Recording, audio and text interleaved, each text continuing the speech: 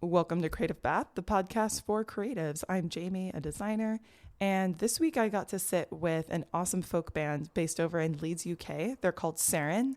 One band member is a really good friend of mine. Their name is Ren, and then their bandmate is Lucy. I've met her too. They're both very lovely.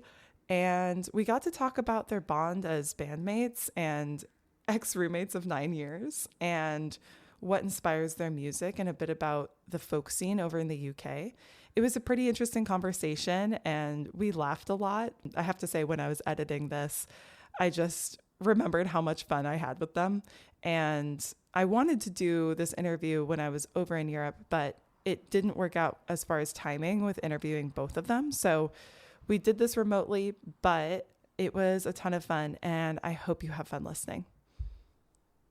So hi, Serin. Is that how you pronounce your band's name? Serin? Yeah, Serin, yeah. Hi, Serin. Where'd you come up with the name? Oh, that's a good question. We used to have a different name. We used to be called Blue Nudes for a time. And Blue Nudes? Yeah. Okay. And it felt like quite a good vibe, but we got one too many annoying, creepy jokes from old men in folk clubs. So we were like, we need a rebrand. And all of our songs are about birds. Yeah. So a Serin is a small bird. And we felt like we literally went through the list of birds on the RSPB website, which is like the UK charity for birds. Okay. But we didn't want to just... It's not as obvious being called Serin because people don't necessarily know. Yeah. It's not like being called, I don't know. Pigeon. Although that might be cool. Maybe we should change it again. Yeah. So I know that, I guess, birding or bird watching is a part of your band's history. Tell me more about the connection to birds and your music. Well, oh my gosh. I actually think that I think that my love for bird watching actually started with you, Jaime. Okay. Oh, really? In Iceland and actually in Finland, when we used to walk around and just like mimic the noises that the birds made in like really stupid ways. But then, I don't know, we just started getting into it, didn't we? I almost think you happened to be writing songs about birds and we were singing things about birds and then we kind of got more into actually bird watching. Yeah. You know? Yeah. Yeah, maybe you're right. I think we always liked them, but we weren't like going out to the RSPB nature reserves. Yeah, I think you're right. Yeah, I think I always love an extended metaphor in a song, and I guess they're always a theme in folk songs. So when we're singing trad stuff, there's quite a lot of bird imagery in a lot of songs. Yeah, that's true. But we did also gravitate towards those songs. It's sort of, I feel like, what's the word where it's like just a circle, because we started singing things about birds and then it kind of became like a joke that all our songs are about birds and then we kind of leaned into it. Yeah. And then chose a bird name. So I can't even think what came first, you know. The chicken or the egg. Oh my gosh. Yeah. Get ready for bird puns. They're gonna happen. Yeah, I guess Ren, you and I met a while back when we studied abroad in Finland, and so you were telling us about when we went on a couple of trips and had some bird experiences. But I'm curious, actually, how you two met, because you've been friends for a while too, right? And you've been in different bands. So tell me a little bit more about your history. Yeah, we've been friends for nearly 12 years. Yeah. Okay. We were tiny babies. Well, we were first years in uni, and it's actually a wonder that Lucy's friends with me, because I went up to her in a club and was basically like, hey, you're cool, we should be friends. And somehow it worked. Really? Yeah, friends ever since then. Yeah. Well, we studied music together at uni. It wasn't we were in the same classes and Had you seen Lucy before, Ren? I think we're before the club. Before the club. I think once or twice. Stuff, I think we got chatting on like a night out, and seemed like we had a lot of stuff in common. Yeah. And then we lived together for 9 years. Oh my god, I didn't realise that. Okay. Yeah. I can't really remember how the band came together. Me neither, it's funny, isn't it? I think we were playing, like, because we were living together, we were, like, playing together a lot. I know you were writing songs. And I had, on my year abroad in Paris, I'd done something similar with this girl Bethany, who's now got I can't remember what the band's called now. Maybe Stanley. Something to do with the name of, like, flowers. But I think she keeps on changing her name. Anyway, and she wrote songs. And I played violin with her, and it was kind of a similar style, and I think maybe that's why it like occurred to me that could work. But I don't know, you must have invited me to play on your songs. No, I think that's it, because I remember when I came to visit you in Paris, and that was the same year that we were in Finland, and we sang something at an open mic. Can't remember what it was. Maybe the Parting Glass. Probably the Parting Glass. We used to do that one a lot.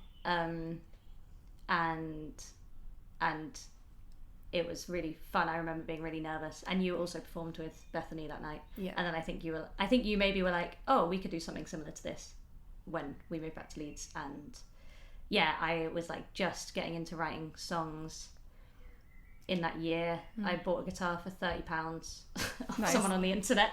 It was really hard to play. But and then in final year of uni, I started writing a lot more songs. And we just kind of started playing together off the back of that, I think. Yeah. We were just together all the time. Just hanging out all the time. Songs. Yeah. It's hard to know, Yeah. It's quite organic out of the friendship. Yeah. And I think, Ren, you studied saxophone in school, right? Lucy, I'm assuming violin? Yeah. How much does that come into play with your music now? Like, Ren, I know you play guitar and other instruments too, I think. Mostly sax and guitar, but maybe more for you, I guess. Yeah, well, violin is what I mainly do in the band, so I am using that, but I think I was thinking about it, like the stuff I was doing at uni was very like only classical. I never really did anything else until I met Bethany on my year abroad, and so it was it's nice to do something different, and it's not as we did like performance classes at uni, and everyone in the room is like really, really good, and they're all playing like the same kind of stuff, and they're all judging you. We were obviously friends, but like it's a very like, I don't know, you feel under a lot of pressure, and to get it right, because you're playing like famous repertoire, and I found that difficult. And it's nice to like come up with our own stuff and not feel that way about it. Sorry, go ahead. No, I just think it's interesting because I like to hear what those performance classes were like, because I definitely like I kind of dropped out of doing performance at uni because it was very high pressured, and there was like very strict expectations on like, you should be playing in this way, you should be doing this kind of thing, which wasn't even the music that I wanted to play. And I honestly, I wasn't good enough. I got kicked off, but I carried on playing because I was like, fuck you guys then. Sorry, maybe I shouldn't swear on your podcast. That's okay. Screw you guys. And it's really like, it was kind of interesting to come out of uni and just start making the music in both bands that I wanted to make all along, really, and be like, oh, it's not by those stupid standards, like it's just whatever we want it to be, and like whenever we play to an audience, people seem to really like it. So it's like, like that very high pressured judgmental environment isn't very reflective of like what it's like to be a musician in real life. Really? And I'm also not very good, like you say, like not a very good like classical, it was never cut out to be like a violinist in an orchestra or anything, so it's just a different way of doing things. Because you're sick of the violin. It's just a different thing. And also I guess Lucy's sang in choir for like your whole life, so I feel like that's you bring a lot of that to the harmony singing. Like I didn't have much experience of singing in harmony before I met you, and I feel like I've learned loads from singing with you. What kinds of things have you learned? Oh, sorry, say that again. Totally I was curious what you've learned, and I hadn't really thought about that before. I guess singing I have from since had like a choir background that Lucy has, like but I feel like you definitely know a lot about that. I don't feel like I know a lot, but I have sung in choir since I was like, I don't know, in primary school, a little kid, and you kind of just like, what's the word, like absorb things like that. Yeah, and they're always, and I think if you're singing in a big group of people, then that kind of thing is really important, like, and like blend and that. And so then when I'm listening back to us, and I'm like, oh, like this could be better or whatever. But yeah, the harmony thing, I think it does just come from that. That experience. Yeah. Probably. Yeah, just the more you practice it, I guess. Absorb it. But I much prefer singing with someone else than like, I find it much more nerve-wracking to sing like on my own, because that's something I've not really done a lot of. So it's nice. Yeah.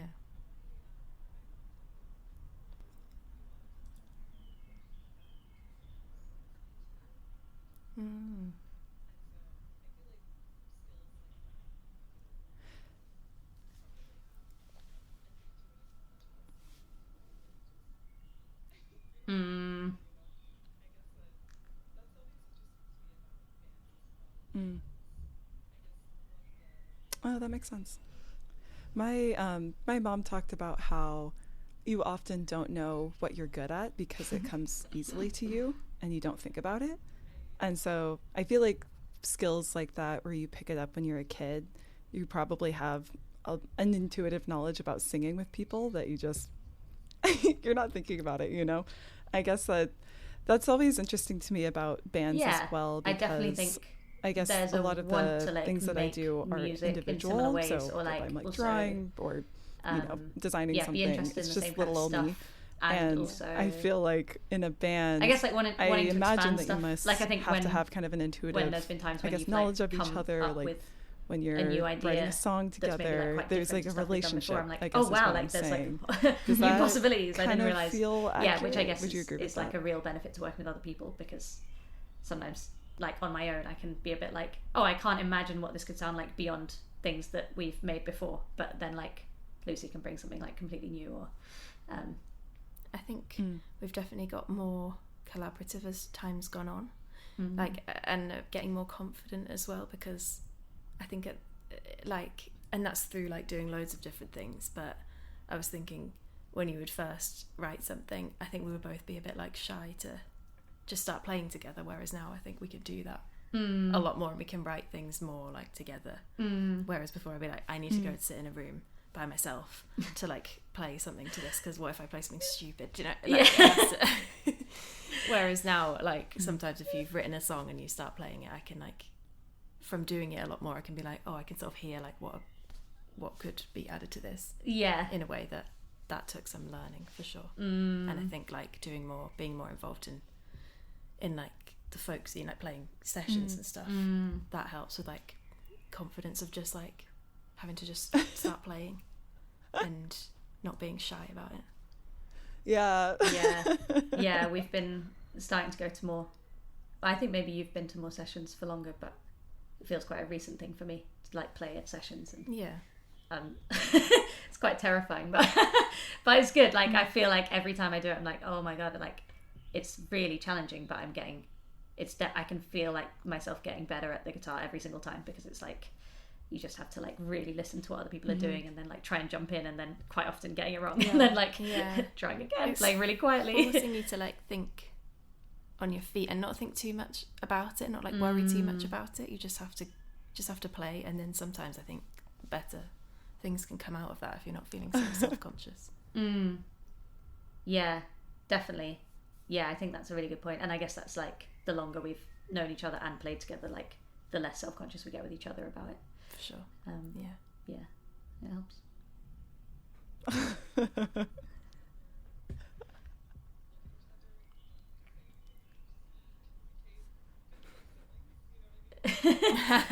I do think we have a really sibling relationship. We definitely do. That's what, living with someone for 9 years. Well, yeah, it makes that. But I don't know. Yeah, I feel.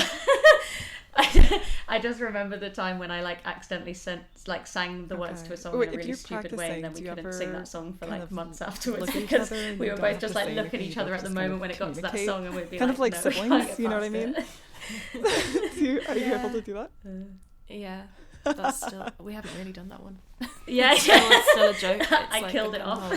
Yeah.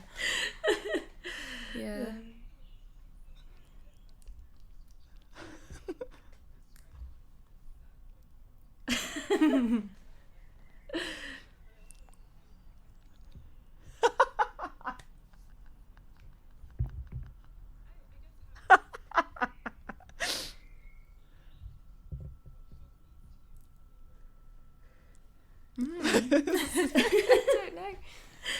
Thoughts? So Yeah, I saw your, my first thought your is kind of description like on Spotify. You described your music as sad, that. I feel folk, like we haven't which really I like a slotted lot. into a scene in Leeds. But I also I feel like we think kind of in sit Leeds between. There's a bit We of do a a bit folk of like scene, traditional so I'm folk curious music. about. Like mostly I English guess folk how songs Leeds as a and city stuff has like that, influenced your which music would fit in and the scene. like But what then folk a lot means of the to kind you. of Tell me original more about. songs always kind felt of like, that. oh, that doesn't really fit in that scene. Although I think the more I'm getting to know about the scene in Leeds, I'm like, a lot of people are writing their own songs and Yeah, singing well, I trad was thinking stuff. that as well. Like, we've come to know a lot of people who are making, I'd say, like, really similar music to what we are. And I think, like, there was a sense of not feeling like we could be a part of a folk scene, but actually, I think we're perfectly entitled to be, and Yeah. people like it, and so that's what we're trying to like Yeah. go for a bit now. I think Yeah, I think we had maybe a bit of imposter syndrome about it. 100%. Yeah. Yeah. Well, because I think like there is a section of the folk scene that is very traditional, and to be honest, they are quite like, it's not most people, and especially not now, but there are people in the folk scene who can be a bit like, well, very specific about what folk is and what it has to be. Gotta sit down and listen to it and not dance. And yeah, that it only has to be traditional, or Yeah. but then Sounds like it turns out there's a lot of people. Well, this is the point about folk, isn't it? Is that it's about, well, it needs to continue as a tradition, otherwise we'll lose it. You can't just sing old songs. Like, you have to, like, all the songs were new at some point, right? So you have to keep writing new songs to add to the. Yeah, I think it's like the idea of you, like, it has to be a really strict certain way. It's just going to die out, isn't it, with the people who like that. But yeah, there's a lot of people pushing those boundaries and keeping it evolving and becoming something new. Yeah, I think there's room for all of it. Definitely.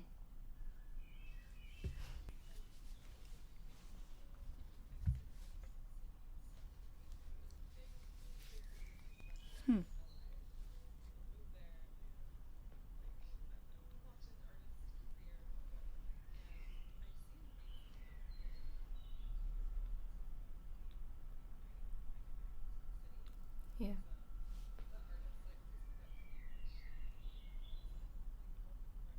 Oh, Corinne Bailey Ray, yes, she went. Did she go When to I Leeds think Uni? She did go to I Leeds guess Uni, different music and cities, she also used to so, come into the they're cafe where I big- worked after I big graduated. cities around like the corner from London, you. Yeah. Where we LA, are right where now. people move there and they're Shout out Corinne Bailey Ray. Yeah. if you're listening to What this. is launching artist career and Biggest, whatnot. And I've seen Leeds come up in a few different places about it being like a very musical city.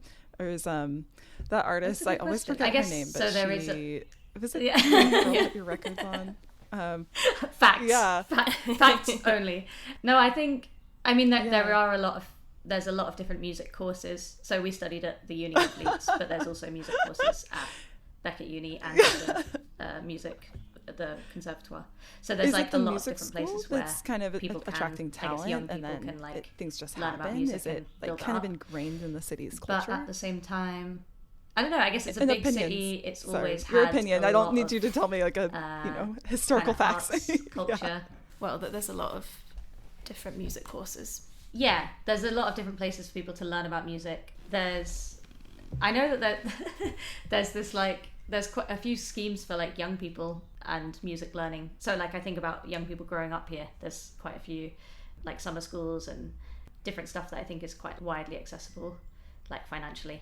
I know of some people who have become musicians through those things and then carried on making music, stayed in the city.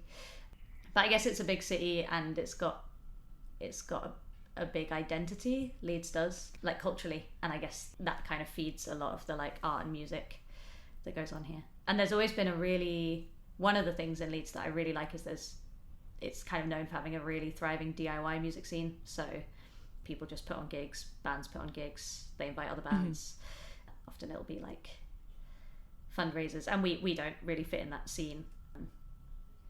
Yeah, it's a lot more like kind of punk and hardcore and I guess more like more stuff like that, but just a bit noisier, I guess, than what we do. But it's really cool that it exists, and like we've been on the fringes of it, but it's just nice that there's people doing that kind of stuff.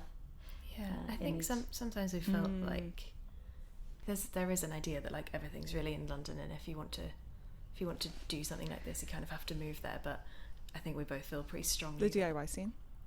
I don't want to do that, and I don't think you should have to. Okay. And yeah, I think, I love Leeds, and I'm proud to be like in Yorkshire. You know, I don't want to be in the south. So yeah, there's like, for anyone who's not from the UK listening, that there's like a big north-south divide in the UK, and even though I'm from the south, you're actually from London. I'm actually from I'm London. Not, so that's what's going I'm on the here. problem, but but I think there's a lot of the money is in London, a lot of the funding, a lot of the work, so it feels like quite important to be like, no, like the north has so much going on, and like and actually the organisation that is distributing our EP, they're like an organisation that supports emerging musicians across the north of England, so they're like specific to Yorkshire and other places, which is why we were like, oh, this would be really cool to release these guys, because there's people doing cool stuff from where we're from. Yeah, exactly. Yeah.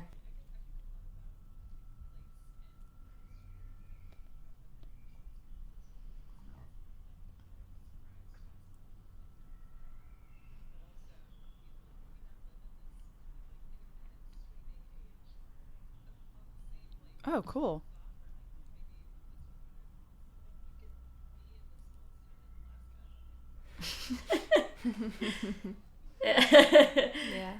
Yeah, for sure. I think a lot about like place and artistry. I think I've had my own personal experiences with moving cities and have been kind of surprised by some of the like learnings that I have. But also we now live in this kind of like internet streaming age where on the same like thought where I'm like, maybe the place really matters. I'm also like, you could be in the smallest town in Alaska and like release music and it could blow up. You know? So we've released half I the guess EP. to me, I think maybe the most important part is like having March, and like an art community or like in May, people which to is share ideas or for the EP. connections so with. The EP will be But called I'm gonna pivot a little bit. So we've got one more single which and we're going to release so you talked about the your whole EP. is out, so you is a trad released. song. I saw on your Spotify you have a couple songs out. It's actually so from tell me the Appalachian about Mountains. Yeah, so tell me about what's in the works. But it's very dramatic and gay. And also, extend a metaphor of a bird. We love it. Yeah, so it's just 2 bird songs out of 4, right? Yeah. I think we're doing all right. So diverse. The Blackest Crow it's the most different, like in terms of the sound to the other 3 tracks. Like, I don't know if you want to talk a bit more about that, but yeah. So when we play it live, it's very simple, and we just sort of play like one line on the violin and then we sing together. But I think we thought it would be fun in the studio to do it quite differently. So it's got it's good. How many, it's a good mix. A lot. I say we, I mean it's me on the violin, but like and I lay it up like, I don't know, maybe 8 parts, something like that. It makes quite like a rich texture, and it's really fun to be able to do that because I do like playing with lots of other strings, and that's something that is not part of what we do usually. So it's really, even though it's just me, it's really fun to be able to do that, and it makes like a really big it's like a much bigger space in the sound compared to like the other tracks, and compared to what it's like live. And I think it's something that we're going to try and like incorporate a bit more, in the future, like maybe using some tech live and stuff. But yeah, I really, really enjoyed making that one. It was really, really fun. Yeah. And we also used a funny old little organ that we played. Yeah. I don't even know what it's called, but it's like it works by like a fan, right? I think it makes a very I loud don't noise. know. I don't know if the fan is meant to be a part of it or not. Well, but it is meant to be a part of it, but it's not meant to make a sound. But it's broken. Our friend Lottie, who we used to live with, who's also a musician, she bought it in a charity shop, and it's definitely broken. So the fan like hums really loudly, even though it's not meant to do that, and it always plays. A funny organ? Is it an F? It's an F, so you can only play things in F. So we had to transpose the whole. Actually, no, we recorded the organ playing an F. That's it. And then transposed it on the recording because we couldn't sing it in F. So it was a whole process. I think that song we put loads and loads of different stuff on it. Yeah. Basically. And you played the recorder on it as well, which is fun, which we don't usually do. So there's another guest appearance of me playing the recorder. It's quite low in the mix, so I guess bonus points if you hear it. But yeah, it's because it's such a dramatic song. The lyrics, it's all about someone parting from their love, and how like if ever I'm false to you, then black crows will turn white and the night will turn to day, and like all these like really dramatic metaphors about like that's what's going to happen if I cheat on you, basically. And yeah, so it felt really good to like layer up all of these strings and have this like really deep bass note in the bottom and just like really lean into the drama of the song. I think it works really well. But hopefully, we're gonna, as Lucy said, start trying to do some stuff with loop pedals, trying to get a more similar sound to that in our live sound. I think that kind of came from like all the possibilities that we had once we were in the studio, and not that we hadn't thought about it before, but having heard what sound we can make when there's no limit, it's really like, I think it was quite like inspiring to what we could do in the future. And also Charlie, who we worked with, was amazing. Yeah, is a really great producer and lovely person. So yeah, I feel like he was really like up for just being like, yeah, let's try that. Let's layer these things. Let's see how it sounds. And gave us lots of time. And I think that could be a problem. Like if you were like in a really expensive studio, having to pay for all the time, that could be quite difficult. But we just had a really good situation with him, and it was relaxed. And I think it's gonna have a big like impact on what we do after this. Yeah, definitely, I agree. So they're not a label, they don't publish it under their name in the same way, but they do all of the digital distribution. They're called Launchpad. So they do quite a lot of the like pitching to the streaming services to be like, you should put this on this playlist or whatever. And I think that the actual digital distribution software that they use is, or like that company is also local. I think they're based in Sheffield, which is in South Yorkshire. So I know that it's nice. It's like, rather than working with like the massive faceless, I guess, multinational like digital distributors, it's like nice to be working with a local organization who's working with a local company. It just feels a bit nicer.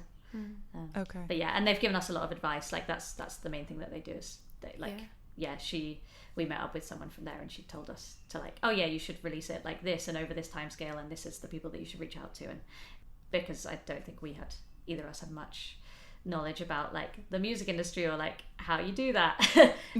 No one teaches you that stuff, so it's really helpful to like have someone just be like, oh, this is how it works. Like, oh, okay. Cool. And then also like there's other than Launchpad artists that you can, their Instagram, they'll always post when someone releases something, so it's also a way to like hear about other people's music, and like they have events and stuff to like meet other musicians, and in Leeds and in the north, and other, I guess, like industry professionals, if that's useful to you. And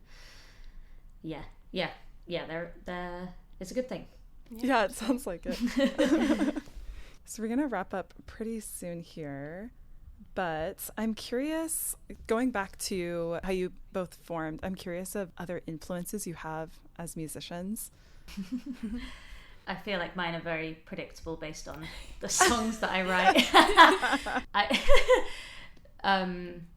I got really into Laura Marling when I was a teenager. I remember watching it. I was just like, wow, she got famous so young. She's like, wow, she's so talented. How did she like start writing songs this good when she was so young? And then I like watched a video with her where she basically said like, oh, it doesn't come easy. Like I realized that if I worked at it, then it was something I could do. And I was like, oh, okay, it's like even she had to work at it. So maybe if I work at it, then maybe my songs will get better. And yeah, definitely. Like I feel like each song I write is better than the last. But other big influence for me is Adrian Lenker from Big Thief. I just really like the way that she writes lyrics. I think it's like, I really like writing things in a way where they're a bit masked or a bit like, metaphorical or kind of poetic, rather than like saying things directly how they are. I think that absolutely has a place in songwriting. It's just not how I like to do it. Yeah. How about you?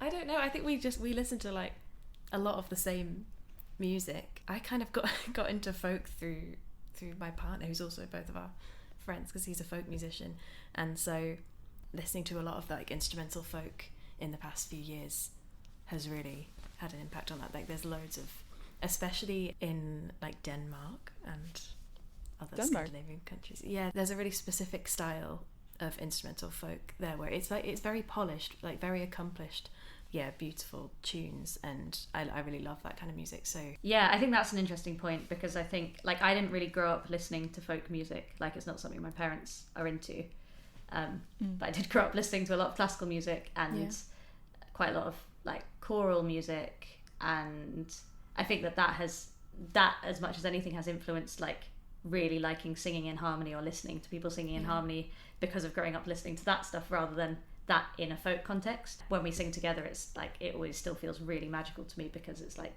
that sound that is just really unique to like voices. I think it's really special. Also, I feel like we've been getting more and more into like country music, not like proper, but like I do really like American, like I don't know, Emmylou Harris, for example. Like we love listening to her, and I love the way that people play fiddle on those, in that type of music. And we just saw an old time band last weekend, and like that again, like a whole, like there's so many ways to play violin, and I'm just trying to find where to slot in. Did you say Emily in Paris? You did not. That's what I heard. I do like Emily in Paris, but I said Emmylou Harris. Emily in Paris is our biggest musical influence. You heard it here first. I'm trying to think who else. I guess Dolly, obviously. Obviously Dolly. Dolly Parton? Yeah. I don't know if it was you, Ren, but I was talking to another person from the UK who was talking about how American country music hits in the UK in a way that really surprised me. So I guess like Taylor Swift or a couple of other musicians, I guess that blend between the folk scene and country scene, I guess it works. And I think it's funny when music that you wouldn't think connects to you just really hits, like whether it's about cornbread or something else. You know?